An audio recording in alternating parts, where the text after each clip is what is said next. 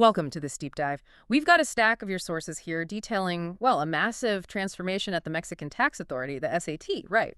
So our mission today is to figure out why a mathematically flawless digital invoice is now, like, completely useless without physical proof, and how to avoid this terrifying trap known as the phantom XML. Yeah, it really is a massive shift. I mean, usually when you think of a tax audit, you picture a slow detective with a magnifying glass, right? Digging through these dusty boxes of paper receipts. Right, but looking at these sources, that old detective is completely gone. The SAT has basically replaced him with this inescapable, real-time digital net. And if you're a business owner looking at your digital invoices right now, you probably feel pretty safe. I mean, the government system gave your invoice a green light, or CFDI, as it's officially known in Mexico. It's stamped and it's done. Well, that feeling of safety is exactly the myth of the perfect invoice. Yeah. People just assume that because the CFDI is formatted correctly and Yeah. paid electronically, that the tax deduction is totally secure.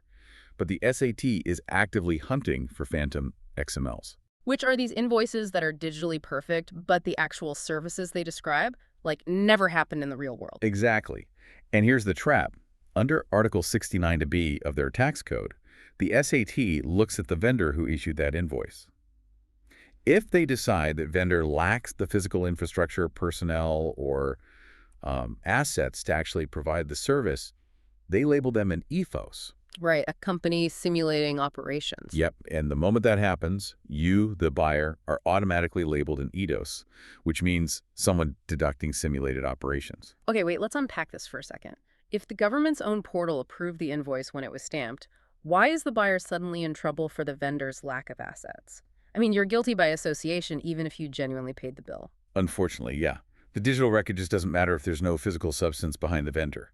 The authority will reject your deductions and demand back taxes purely because the digital data doesn't match physical reality. And what's fascinating here is they don't even have to send an auditor to your office to figure this out. They use an automated system. It's effectively a digital triangulation using data you are already required to send them. Which makes perfect sense because the sources outline this three-pronged approach, or digital pincer. First, they have the CFDI invoices giving them real-time transaction data. Second, they pull your monthly trial balances. And third, your accounting policies. But how does the algorithm actually spot the lie? Well, it scans for discrepancies in your operational footprint. So, say you claim a 5 million peso expense for business consulting. The algorithm looks at your trial balance for the infrastructure costs needed to support a consultant. Like travel expenses or specific software licenses, things like that. Right, or facility resources. And if you have this massive consulting expense but zero proportional operational spending, the trap snaps shut. It triggers an alert immediately. So it's looking for materiality, meaning economic substance over legal form. The transaction actually has to alter the physical reality of your business? Yes, and the math has to reflect that reality. Because algorithms now scan for real-world substance, your traditional accounting department has to fundamentally evolve. It has to become something resembling, well, a legal defense team. The sources lay out this vital four-phase documentary trail you now need to prove that materiality.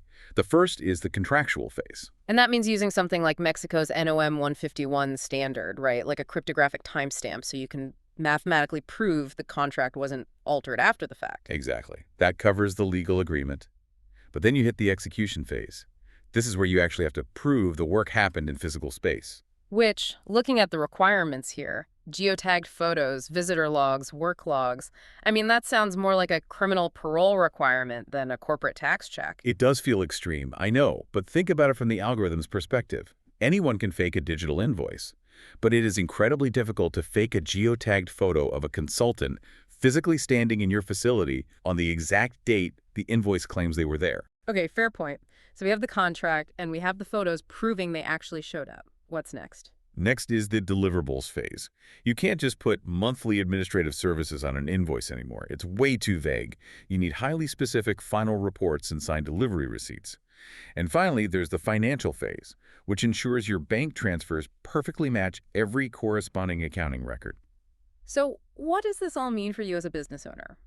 Modern accounting is no longer just balancing a checkbook.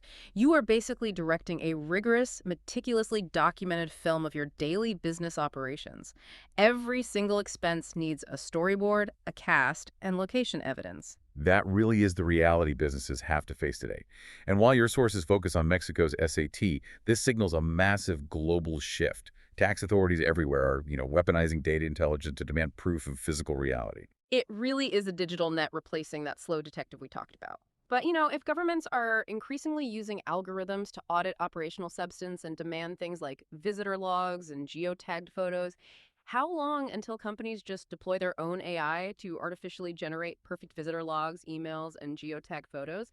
It honestly feels like we're heading toward a permanent AI versus AI tax war.